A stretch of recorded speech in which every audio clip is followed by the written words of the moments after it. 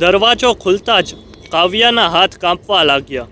સામે એ જ યુવાન ઊભો હતો, એ જ ઊંડી આંખો, એ જ રહસ્યમય સ્મિત. પણ આ વખતે તેના ચહેરા પર કંઈક અલગ હતું. તેની આંખોમાં એક એવી આગ હતી જે સીધી કાવ્યાના દિલ સુધી પહોંચી ગઈ. કાવ્યા થોડા પગલાં પાછળ સરકી ગઈ. તમે ફરી?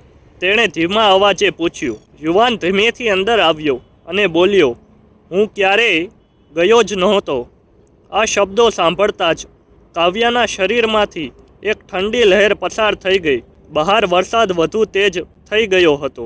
વીજળીના ચમકારામાં તેને ચહેરો વધુ ભયાનક અને સાથે સાથે આકર્ષક લાગતો હતો. કાવ્યા સમજી શકતી નહોતી કે તેને ડરવું જોઈએ કે તેની તરફ ખેંચાવવું જોઈએ.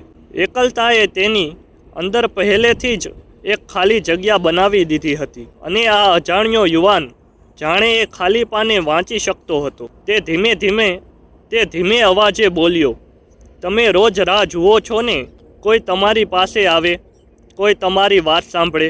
કાવ્યા એક પળ માટે મૌન રહી ગઈ.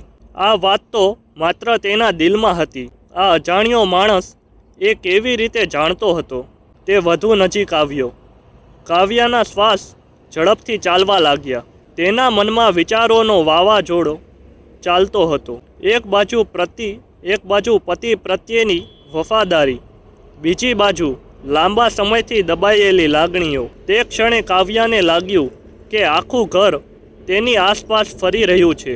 યુવાને ધીમેથી કહ્યું, તમારી અંદરની આગને હું જોઈ શકું છું. કાવ્યા આંખો બંધ કરી દીધી. બહાર ગાજવીજનો મોટો અવાજ આવ્યો અને અચાનક વીજળી ચાલી ગઈ. આખું ઘર અંધકારમાં ડૂબી ગયું. કાવ્યા ડરીને પાછળ ખસી ગઈ. એવામાં તેણે પોતાના ખભા પર કોઈનો સ્પર્શ અનુભવાયો. તે તરત પાછળ વળી, પણ ત્યાં કોઈ નહોતું. યુવાન ગાયબ થઈ ગયો હતો. કાવ્યા હવે પૂરી રીતે ગભરાઈ ગઈ.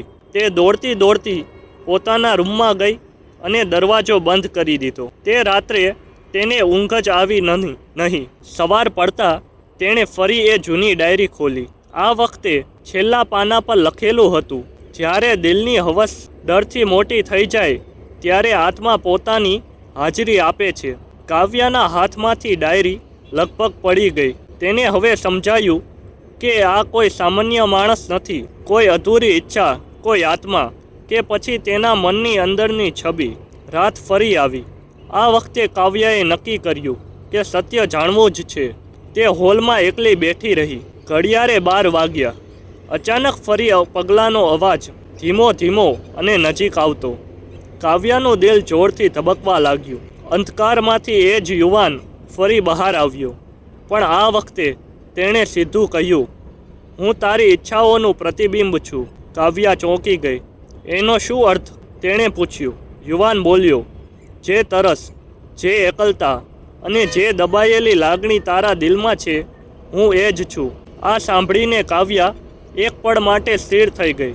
તેના મનમાં હવે ડર કરતાં વધુ કૌતુક હતું. તે ધીમેથી આગળ વધી. તો પછી તમે સાચા નથી? યુવાન હળવું સ્મિત કરીને બોલ્યો, હું એટલો જ સાચો છું જેટલી તારી અંદરની ઈચ્છા સાચી છે.